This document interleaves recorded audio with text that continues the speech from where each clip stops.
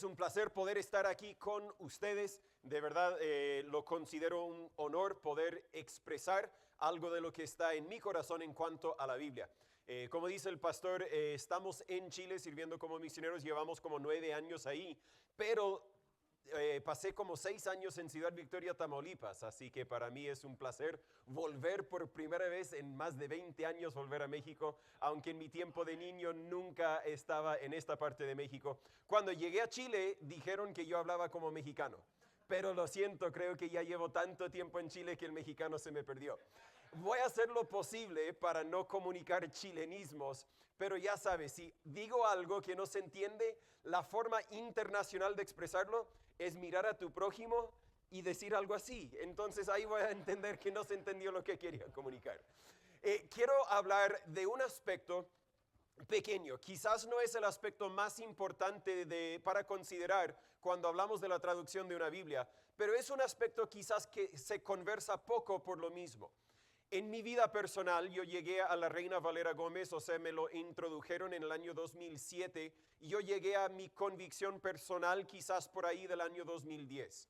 Y cada vez que alguien me pregunta, pastor o hermano, ¿por qué es que ocupas la Reina Valera Gómez? Yo les digo la misma respuesta que les quiero comunicar ahora. Si hablan inglés, comienzo con la introducción, ocupo la Reina Valera Gómez por el mismo motivo que ocupo la Biblia King James en inglés. Si no hablan inglés no hay que mencionarlo. Yo ocupo la Reina Valera Gómez porque es Keynote Lost, porque es... bueno, voy a dejar que alguien me ayude con Keynote. Gracias, Pastor Peter. Porque es la traducción más precisa de los textos preservados, hecho por traductores calificados, ocupando métodos apropiados. De los 4 aspectos, el segundo es el más importante, los textos preservados. Por ende, es un tema que se va a conversar un poco más durante estos días que vienen. No es un tema que yo voy a tocar porque es un tema demasiado amplio para cubrirlo en los 40 minutos que yo tengo. I should hit play here y estamos bien. Gracias, Pastor Peter. Lo que quiero comentar es más bien el primero y el cuarto. Es la traducción más precisa. ¿Qué importa la precisión en una traducción? Bueno, si estamos traduciendo, no sé, lo que dijo la mamá, lo que dijo la vecina, incluso si estamos traduciendo lo que dijo el presidente, la precisión quizá no importa tanto. Pero cuando estamos hablando de la palabra de Dios, que es viva, que es eficaz, que cambia vidas, la precisión importa bastante. Y vamos a hablar de la precisión por medio de hablar del método de traducción o la filosofía de la traducción. Porque el método que ocupamos en traducir la Biblia va a afectar sin duda el resultado del producto.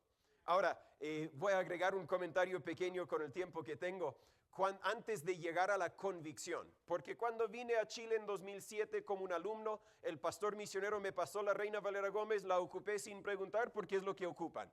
Después regresé a los Estados Unidos, los ministerios donde yo estaba involucrado, no como pastor, sino como siervo, ocupaban las 60, así que yo ocupé las 60 sin preguntar en sometimiento a mi pastor. Pero llega el momento cuando yo tengo que tomar mi propia decisión. Y no es una decisión que uno debería tomar ligeramente. No ocupes una traducción de la Biblia simplemente porque alguien te dijo que es lo mejor.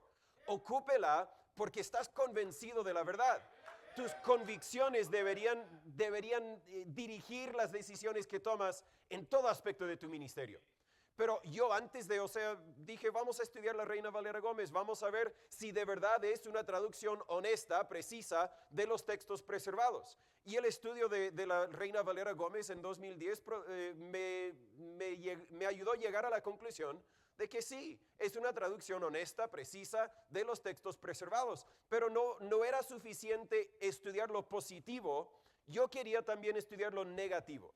Si realmente quieres conocer el carácter de algo, hay que escuchar lo que los oponentes están diciendo acerca de ello. Así que yo empecé a buscar en Google motivos para no ocupar la Reina Valera Gómez. Y los que conocen la literatura saben que ahí por esa fecha, un hombre llamado Calvin George había publicado 20 razones por el cual él no ocupaba la Reina Valera Gómez.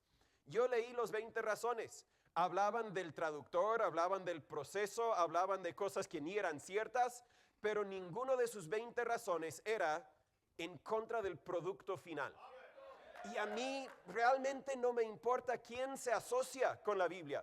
Yo no ocupo la Biblia por quien se asocia con la Biblia. Yo ocupo la Biblia porque es la palabra de Dios. Yo no confío en la Biblia por quien se asocia con la Biblia. Yo confío en la Biblia porque esta no es obra humana, es obra de Dios, es palabra de Dios, inspirada, preservada para nosotros, y ahora gracias a los esfuerzos, los sacrificios de muchas personas por muchas décadas, siglos, ahora también tenemos una copia confiable, una traducción confiable de la palabra de Dios en nuestras manos. Yo iría tan allá a decir que tenemos la palabra de Dios en español en nuestras manos, para que nosotros podamos leer y entenderla. Así que gracias a Calvin George, yo estoy convencido que la Reina Valera Gómez es la Biblia para nosotros en el mundo hispano. Ahora, quizás debería escribirle una carta de agradecimiento, pero a medida que los años han pasado, yo he escuchado los argumentos en contra de esta Biblia, y nadie puede desmentir lo que dije al principio, que es una traducción precisa de los textos preservados, hecho por traductores calificados, ocupando métodos apropiados. Ahora vamos a hablar de esos métodos, hablando de algunas diferencias en las filosofías de traducción. Antes de empezar, debo destacar que cuando evaluamos la calidad de una traducción, tenemos que considerar muchas cosas. Tenemos que considerar el texto o los textos que forman la base de la traducción. ¿Qué estamos traduciendo? Si yo quiero traducir una obra de Shakespeare al español, sería bueno que yo partiera con la obra de Shakespeare. Si yo empiezo con una obra que no es obra de Shakespeare, el producto no va a ser la obra de Shakespeare. Y agradezco al pastor Martínez con el comentario que él nos enseñó anoche acerca del texto crítico. Es un tema que se requiere mucho más tiempo para estudiar en profundidad, y yo por mi parte voy a revisar los PowerPoint, la presentación que él tenía cuando está disponible en la página web, porque hay mucho que estudiar ahí. No vamos a tocar ese tema. Hay que evaluar también el conocimiento de los traductores. Si los traductores no conocen el idioma original, si no conocen el idioma final o el idioma receptor, quizás el producto no va a ser muy confiable. Todos hemos escuchado a misioneros predicar cuando no hablan bien el español y nos cuesta un poco escuchar lo que están diciendo, entender lo que están diciendo. Igual se entiende gracias al Espíritu Santo y gracias a que estamos leyendo las verdades en la Biblia, igual se entiende, pero cuando hablamos de una obra tan grande como traducir la Biblia, hay que evaluar también el conocimiento de los traductores. El tercer punto aquí, hay que evaluar el objetivo de los traductores. Y este es un punto importantísimo que no vamos a tocar mucho esta mañana también. Hoy día existen Biblias, traducciones de Biblias más bien, porque realmente no son Biblias. Sus traductores no tenían el objetivo de traducir las palabras de Dios. Tenían el objetivo de corregir las palabras de Dios. Mi hermano, la palabra de Dios no necesita corrección. La palabra de Dios es perfecta, es infalible, es completa y es preservada para nosotros. Lo veremos en un momento. Otros tienen el objetivo de no traducir las palabras de Dios, sino adecuar las palabras de Dios a su estilo de vida. El pastor Martínez mencionó anoche de las traducciones que eliminan la palabra sodomitas. ¿Por qué será? Porque no queremos ofender. Lo siento, pero la Biblia ofiende, porque la verdad es ofensible y yo necesito ser ofendido con la palabra de Dios, porque yo no soy todo lo que debo ser. También tenemos que considerar el método de la traducción, y vamos a considerar los últimos dos: el objetivo. ¿Qué es lo que quiero lograr con una traducción? ¿Por qué estamos traduciendo este material? ¿Qué quiero promover o difundir? ¿Importa más que sea bonito, entendible o preciso? Piensa en ese, por favor. Cuando estamos traduciendo la Biblia, ¿qué importa más? ¿Importa que el producto final sea bonito? Yo diría que importa muy poco. ¿Importa que sea entendible? Claro que importa, porque si no lo puedo entender, de poco sirve. ¿Importa que sea precisa? Y vuelvo a lo que dije hace poco. Estamos hablando de la palabra de Dios. Importa bastante que la traducción sea precisa. Y por ende, como vamos a evaluar el objetivo, vamos a enfocarnos más bien en los métodos, porque yo elijo mis métodos a base de mi objetivo. Eso es cierto en cualquier aspecto de la vida, pero hoy estamos hablando de la traducción de la Biblia. Antes también de empezar, debo dar una pequeña introducción a la doctrina de la inspiración y la preservación. Son temas que otros presentadores, otros pastores misioneros van a cubrir en mayor detalle, así que yo lo voy a cubrir así rapidito. Primeramente, nosotros creemos que la palabra de Dios es inspirada verbalmente y plenariamente. Cuando hablamos de la inspiración verbal, estamos hablando de que Dios inspiró las palabras de la Biblia. No inspiró la idea en general, no inspiró las doctrinas de la Biblia, no inspiró las verdades de la Biblia, inspiró las palabras de la Biblia. Ahora, si usted no comparte esta convicción, le animo a investigar el tema más, poner atención cuando otros presentadores lo cubren en mayor detalle, pero les presento 3 versículos que en breve presentan un resumen muy general de esta doctrina de la inspiración verbal de la palabra de Dios. Cuando hablamos de verbal, estamos hablando de las palabras. Salmos capítulo 12, versículo 6. Las palabras de Jehová son palabras puras, como plata refinada en horno de tierra purificada 7 veces. No dice las ideas de Jehová, las verdades, las doctrinas, las enseñanzas. Todo eso también es cierto, pero dice las palabras de Jehová son palabras puras, porque Dios inspiró las palabras de la Biblia.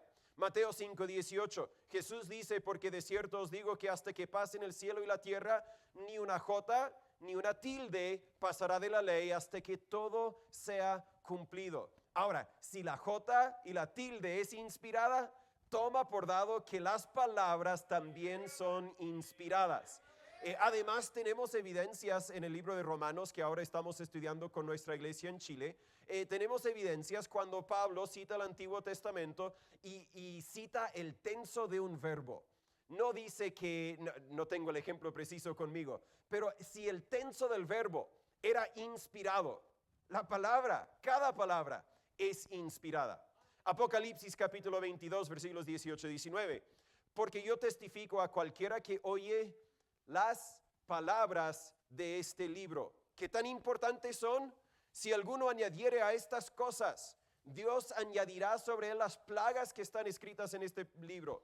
Es decir, si agregas a las palabras de Dios, para Dios es una ofensa del mayor grado. Versículo 19. Y si alguno quitare de las palabras del libro de esta profecía, Dios quitará su parte del libro de la vida y de la santa ciudad y de las cosas que están escritas en este libro. Si quita de las palabras del libro de esta profecía. Las palabras de Dios son importantes porque creemos, yo creo, en una inspiración verbal de la Biblia. Hablamos también de una inspiración verbal y plenaria. Plenaria es una palabra muy, avanzada para decir completa. De Génesis a Apocalipsis, cada libro, cada capítulo, cada versículo, cada palabra, cada jota y cada tilde es inspirada por Dios. Segunda de Timoteo capítulo 3 versículo 16 dice, toda escritura es dada por inspiración de Dios. ¿Qué significa esto? Esto significa que no podemos leer una carta de Pablo y decir, bueno, ahí Pablo está hablando de su opinión. No, Pablo cuando escribió lo que ha sido preservado para nosotros, estaba no compartiendo su opinión, no estaba compartiendo las ideas de Dios, estaba anotando las palabras de Dios, porque nosotros creemos en una inspiración verbal y plenaria. Pausa.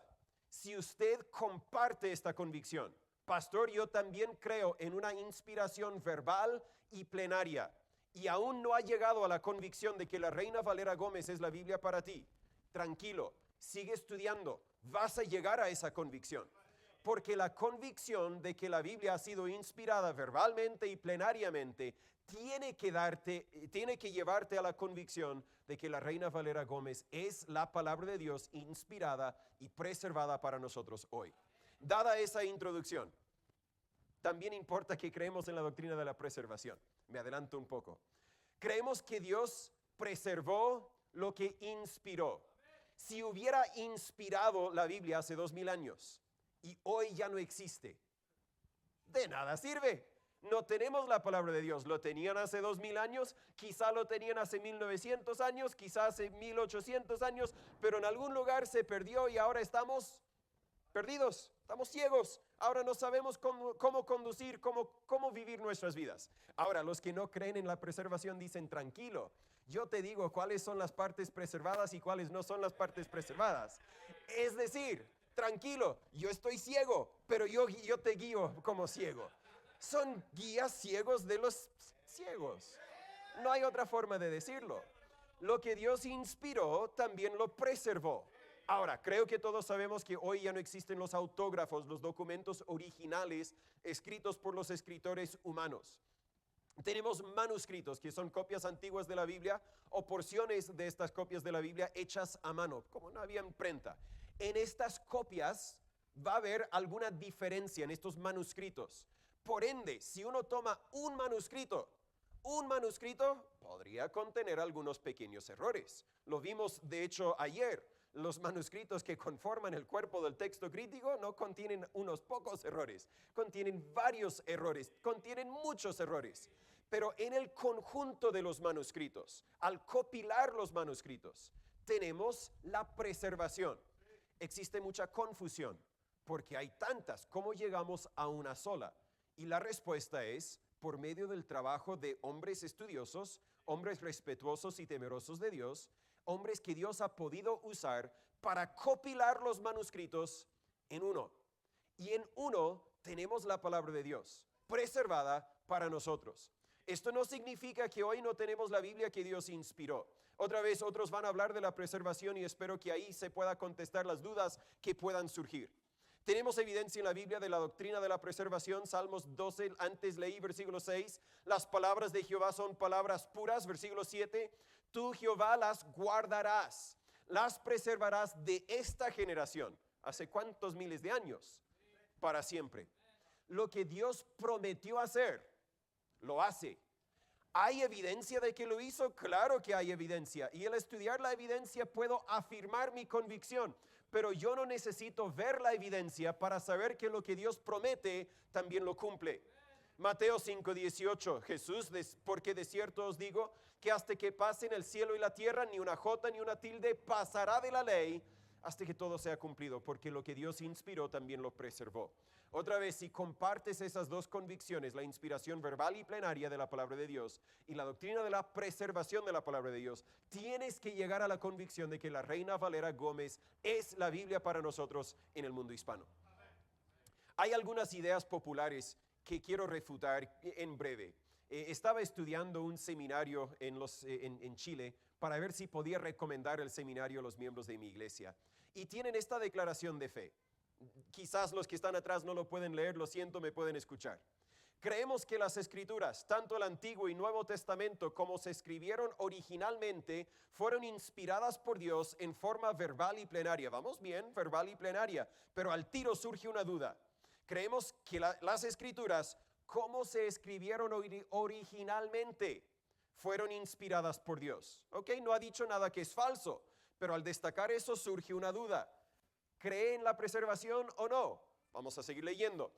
Creemos que Dios se comunicó a través de hombres controlados por el Espíritu para que las Escrituras no tengan errores, tengan autoridad y sean completas. Creemos que la Biblia es la revelación suprema de la voluntad de Dios para la humanidad y constituye la única guía infalible para la fe y vida. ¿Dónde menciona la doctrina de la preservación? No lo menciona. Por ende, cuando hablé con el director del seminario, él me dijo, bueno, nosotros preferimos esta traducción, pero realmente cualquier sirve. No dijo cualquier sirve, sí dijo que algunos más modernos quedan excluidos, pero hay una gran variedad que sirve porque al final, bueno, de hecho, puedo ser un poco honesto, ¿cierto? Él dijo, preferimos usar la 1960. Y yo al hablar con él dije, pero ¿qué tal con este error en la 1960? Bueno, sí reconozco que la 1960 contiene errores, pero por eso existe la crítica textual. En otras palabras, confía en mí nomás. Yo te digo dónde están los errores. Esto no es muy distinto a lo que hacía la Iglesia Católica Romana en siglos pasados. No pueden leer la Biblia por sí solo porque se van a confundir. Hoy dicen, bueno, lee la Biblia, pero no la crean, porque yo tengo que decirles cuáles son las partes verdaderas y cuáles son las partes erróneas. No, mi amigo, mi hermano, necesitamos la palabra de Dios confiable para que cualquier pueda leerlo, incluso para que cualquier pueda leer y decir, Pastor Natán, no creo que hayas declarado la verdad. Yo necesito que alguien con la Biblia en mano pueda decir, pero pastor, creo que te equivocaste porque yo soy capaz de equivocarme. Dios es el único que no se equivoca. Otra declaración de fe, quizás se me va a pasar el tiempo, así que lleguemos a lo que quería llegar. Aún no llegamos. Todavía introducción. La RVG, la Reina Valera Gómez, no es una traducción nueva. Con esto quiero decir que cuando el hermano Humberto Gómez, con sus aliados, con sus colegas, con los hermanos que le ayudaron, cuando ellos empezaron esta obra, no partieron de cero, no partieron con el hebreo y el griego y hojas en blanco. Partieron con la obra de traductores y revisores anteriores. Cuando hablamos de una traducción, estamos hablando de ir de cero. Hoja en blanco, voy a empezar a traducir Génesis 1:1, Génesis 1:2, etc. Eso es lo que hizo, bueno, en cierto sentido es lo que hizo Casiodoro de Reina cuando produjo la Biblia del Oso, pero tampoco es cierto, porque él también se aprovechó de obras anteriores. Sin embargo, su obra era tan grande que muchos lo reconocemos como una traducción. En 1602 viene Valera, él refina, él revisa la obra de Reina. Y por ende tenemos la primera Biblia Reina Valera. Yo diría que 1602 no es una traducción, es una revisión de la primera Biblia, la Biblia del Oso. De ahí vinieron muchas otras revisiones, donde se aprovechaban de la obra anterior y compararon, en este caso con la Reina Valera Gómez, estamos comparando con el hebreo y el griego para ver si hay errores, para ver si hay texto crítico, para ver si hay algo que podemos mejorar, algo que podemos refinar, pero es solamente una revisión. Esto es importante porque el trabajo de traducción es una obra enorme, es una obra que requiere un gran equipo, es una obra que requiere mucho dinero, es una obra que requiere de mucho tiempo, es una obra enorme. Mientras que el trabajo de revisión, aunque también es grande, no requiere de tanto. Algunos quizás quieren criticar el proceso de la Reina Valera Gómez porque no era tan estructurada como otros trabajos, no era tan financiada como otros trabajos, no era tan etcétera. Pero no estamos hablando de un trabajo de traducción, sino un trabajo de revisión. Y como siempre digo, si quieres cuestionar el proceso, mejor lleguemos al producto. Y si encuentras un error en el producto, háblame. Pero hasta el momento no podemos encontrar errores en el producto porque la Biblia que tenemos en nuestras manos es una traducción precisa de los textos preservados hechos por traductores calificados ocupando métodos apropiados. Ahora sí llegamos. Con el tiempo que me queda, dije al pastor Rodríguez, mi parte es corta, pero bueno, como cualquier predicador se alarga a veces. Hay diferentes formas de traducir. En breve vamos a hablar de tres. Primeramente, un método literal. Luego la equivalencia formal y por último la equivalencia dinámica. Si es primera vez que lo escucha, vamos a hablarlos en breve para que tenga alguna idea. La traducción literal busca la forma más literal de traducir cada palabra. Algunos ejemplos, tenemos la Biblia textual finalizada en el 2008, pero esa se tradujo a base del texto crítico. Cuando uno lee, bueno, vamos a llegar a eso en un momento. En inglés tenemos Young's Literal Translation finalizada en 1862 y hay otras traducciones en otros idiomas, pero de lo que yo he visto no existe ninguna en español a base del texto recibido. Si alguien conoce una, me lo comparte después. ¿Hay una ventaja en una traducción literal? Sí lo hay. Nos ayuda a entender con mayor precisión lo que dice el original. Podemos ir y ver si tal palabra realmente está en el original, porque es una traducción literal de cada palabra. Pero también requiere menos conocimiento del lenguaje original, porque se puede hacer usando un diccionario. Yo tomo una palabra, traduzco esta palabra. La siguiente palabra, la traduzco. La siguiente, la traduzco. Mientras no requiere un entendimiento de lo que las palabras dicen en conjunto, solo requiere un entendimiento de lo que cada palabra dice en aislación. Tampoco requiere un entendimiento de los varios significados de una palabra, ya que generalmente se traduce el significado más común de la palabra. Por ende, contiene muchas debilidades. Hay algunas desventajas porque el producto no es muy entendible. Por ejemplo, si voy a traducir del inglés, "This is not my house", una traducción literal, "este es no mi casa" en español. Y algunos misioneros quizás han dicho tal cual.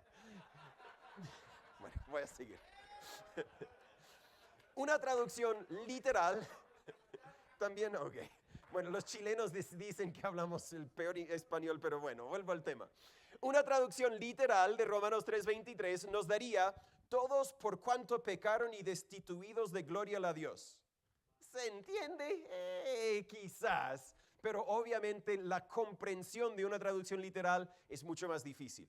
Tiene su uso correcto, sí, podría servir como una herramienta de estudio para confirmar las palabras que están en el original. ¿Podría ser más necesario en siglos pasados? Hoy día no lo veo tan necesario porque cualquier puede buscar en herramientas digitales, puede buscar la palabra original, puede ocupar un diccionario para entender si esa palabra está o no está. Tampoco es tan necesario con el desarrollo de herramientas electrónicas que tenemos hoy. La equivalencia formal busca traducir un texto de la forma más precisa posible, tomando en cuenta cada palabra en el original, la gramática del idioma receptor. Es decir, tengo que entender lo que dijo aquí y tengo que asegurarme de que el producto final dice lo mismo al traducir cada palabra. La equivalencia formal. Aunque ninguna Biblia, a mi parecer, es traducida exclusivamente por equivalencia formal. Las Biblias Reina Valera hasta el año 1960 principalmente usaron equivalencia formal. Era el único método aceptado por los creyentes en la Biblia. ¿Por qué? Porque el que creía en la Biblia creía en la inspiración verbal y plenaria. Y por ende, si yo creo en una inspiración verbal y plenaria, yo quiero una traducción de las palabras, de todas las palabras. La gran mayoría, casi todos los libros seculares también son traducidos por medio de este método. ¿Por qué? Porque queremos una traducción honesta, precisa del original. ¿Hay algunas ventajas? Claro que sí, nos ayuda a entender con mayor facilidad lo que dice el original. Si el texto, la traducción literal no es muy entendible, equivalencia formal produce un producto muy entendible.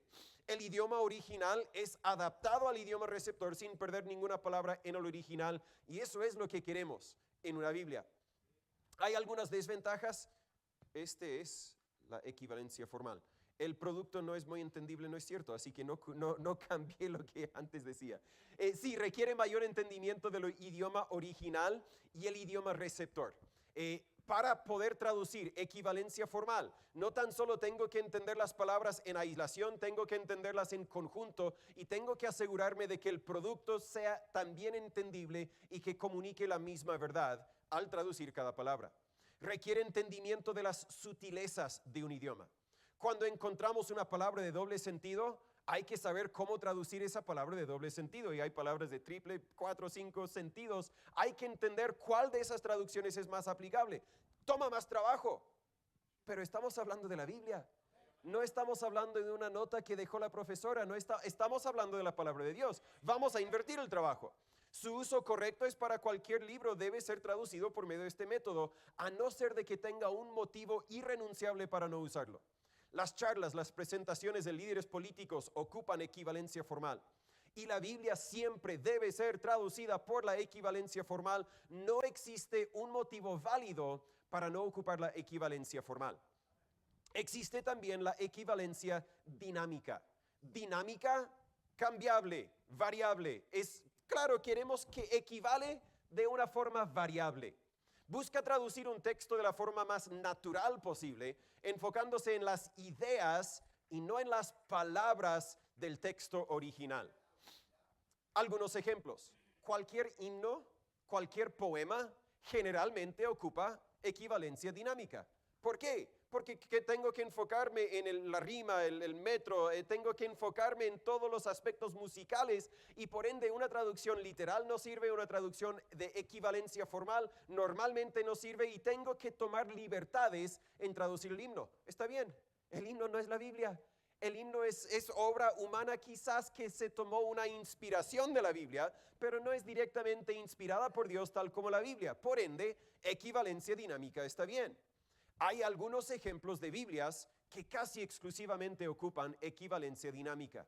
Si usted tiene tal Biblia en su estudio, en su oficina, en su casa, quizás lo guarde, pero toma un marcador y escribe falso encima, porque no es una traducción honesta ni precisa de la palabra de Dios. Algunos ejemplos serían el Dios habla hoy, la nueva traducción viviente, la traducción al lenguaje actual y la palabra de Dios para todos. ¿Hay ventajas? Claro que sí. Nos ayuda a producir un texto bonito y entendible sin tener que preocuparnos tanto por incorporar a cada palabra. Al final yo puedo ser más artístico en el producto final y puedo pintarlo a como yo quiero. Otra vez, yo soy el que define. Da mucha más libertad en la obra de traducción, ya que no hay que enfocarse en los detalles o lo que uno no entiende. Para entender el peligro de equivalencia dinámica, supongamos que usted, no sé, tuvo un accidente y no puede ver con sus ojos. Y su amada o amado le escribe una carta. Un amigo le dice, oye, te llegó una carta, un correo electrónico, ok, sea lo que sea. Te llegó de tu amada. Y tú le dices, ¿y qué dice? Pues dice que te ama. No, yo quiero saber, léame cada palabra de lo que dijo. No, pues dice que te ama mucho y que anhela verte pronto. No, yo quiero saber porque esta carta fue escrita para mí y las palabras comunican significado, comunican emoción, comunican mucho que hablan a mi corazón. En el mismo sentido, esta es una carta de amor de Dios hacia nosotros. Y los traductores que ocupan la equivalencia dinámica dicen, tranquilo, dice que Dios te ama. Ok, es importante entender que Dios te ama, es importante entender las ideas más grandes de la Biblia, pero es importante poder conocer cada palabra, porque en cada palabra yo conozco el amor de Dios para mí. El pastor Marcos lo comentó anoche también. Las palabras comunican la identidad de Dios. Por ende, si no fuera por las palabras de Dios, no tendríamos cómo conocer a Dios. Tendríamos un Dios de caricatura, sí. Tendríamos un Dios de los libros, de los cuentos de niños, pero nuestro Dios no es un Dios de caricaturas. Es el Dios de la Biblia, es el Dios vivo, es el Dios todopoderoso. Y yo necesito tener su palabra en mi mano, en mi idioma, para poder conocer cómo es ese Dios. Algunos dichos que nos ayudan a entender la equivalencia dinámica. Dice, la equivalencia dinámica, conocida también como la equivalencia funcional, es un enfoque de la traducción bíblica que da prioridad a la legibilidad y comprensión naturales en el idioma de destino, más que a la fidelidad literal al texto original. Ups, yo quiero fidelidad al texto original, una fidelidad literal. Se ha definido como traducción pensamiento por pensamiento. En otras palabras, busca traducir las ideas o los pensamientos del texto original en vez de las palabras. Pero aquí, ¿quién es el juez? Leo un versículo, leo un capítulo, yo llego a mi conclusión de lo que quieren decir y acá lo anoto. Pero yo soy el juez, yo me convierto en Dios. Mi conclusión, mi opinión es lo único que importa, así que mi opinión ahora se convierte en Biblia. No, yo no soy Dios. Dios es Dios y todos los demás somos mentirosos, así que confiemos en Dios. Un ejemplo, la traducción literal del himno Cuán grande es Él. Creo que todos conocen Cuán grande es Él. Sería, oh gran Dios, perdón, no terminé de traducir. Cuando yo el mundo perdí esa palabra. Como tú tienes creado con tu omnipotente palabra, como te lleva sabiduría, dirige vida a pasos y el mundo esencia saturada en su mesa. No se entiende para nada. Ok, una traducción literal, la comprensión no está. Pero se podría entender cuáles palabras están en el original, podría tener su función. Una traducción formal, donde no me preocupo de que sea bonito, pero sí me preocupo de que cada frase sea entendible. Oh gran Dios, cuando contemplo el mundo que has creado con tu palabra omnipotente, como tu sabiduría guía a los hijos de la vida y todos los seres se sacian en tu mesa. Igual no se puede cantar tal así, pero la idea se comunica. Y por último, aplicando la equivalencia dinámica al himno. Ups, algo perdí, Pastor Peter. Ok, alguien le estaba llamando y quise salir. Creo que necesitas este. Volvió, creo. Yo necesito leer.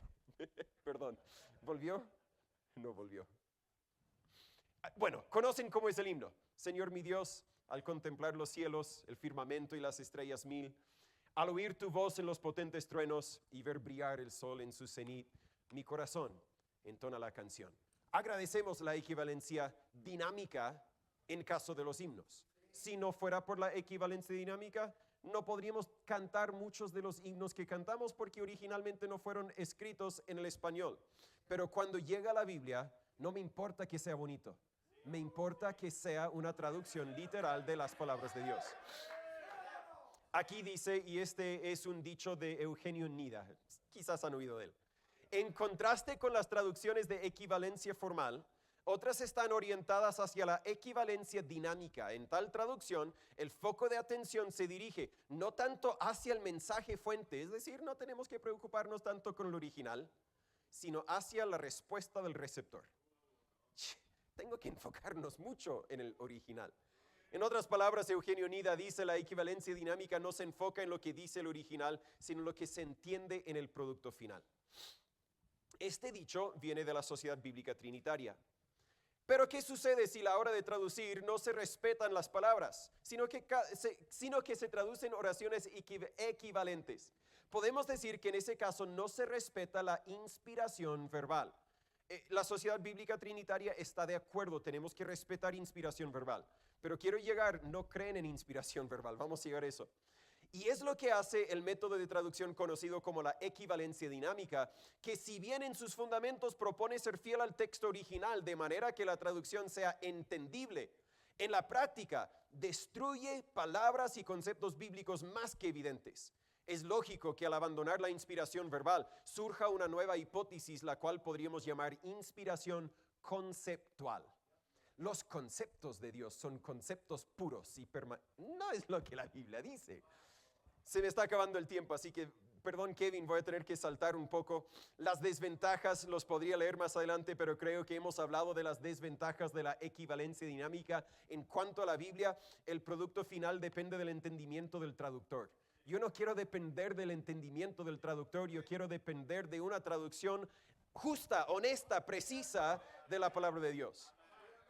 Y al final, un ejemplo solamente de la 1960, note el último punto, los que pueden ver la pantalla. El producto final puede ser muy distinto al original. Por ejemplo, Colosenses 2:15 dice, y despojando a los principados y a las potestades, los exhibió públicamente, triunfando sobre ellos en sí mismo. Jesús triunfó sobre ellos en sí mismo. La 1960, aunque no hay diferencia entre texto crítico y texto recibido, la 1960 quiso decir, en sí mismo se refiere a la cruz. Por ende, vamos a traducir, los exhibió públicamente triunfando sobre ellos en la cruz.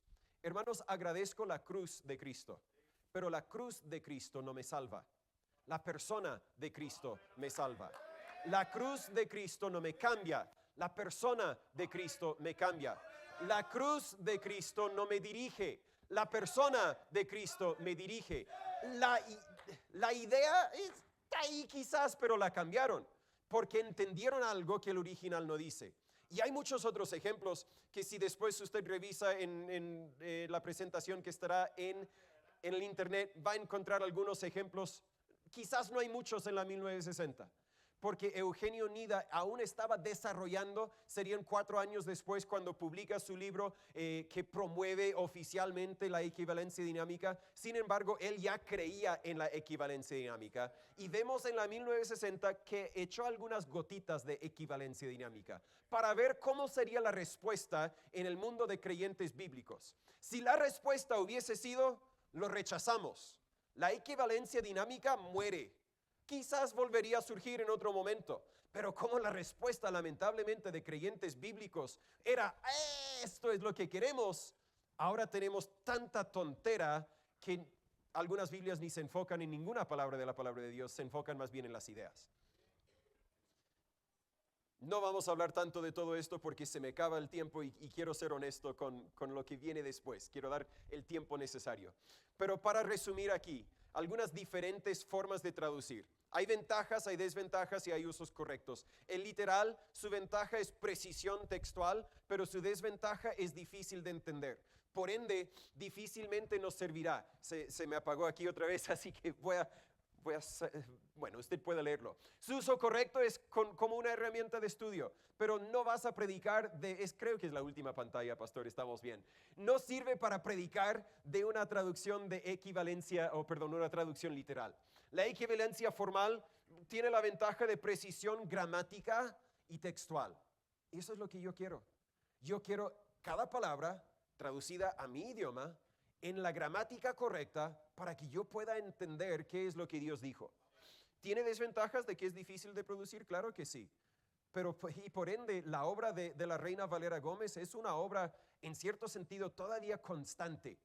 Se publicó la primera edición, que era como un borrador en 2004, como muchos saben. Tenía muchos errores. ¿Por qué? Porque la obra muy grande se había hecho una parte solamente, había mucho más que hacer. Así que se publicó el original para involucrar a otros, para poder refinarlo, para poder seguir en el trabajo.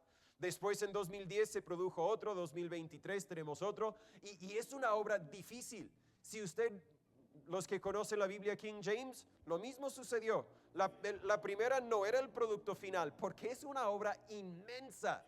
Alguien dijo que cuando escribe un libro, a la séptima edición quizás ahí la tiene perfecta. Porque siempre hay detalles que refinar. Es un trabajo difícil, pero es el uso correcto para traducir la palabra de Dios.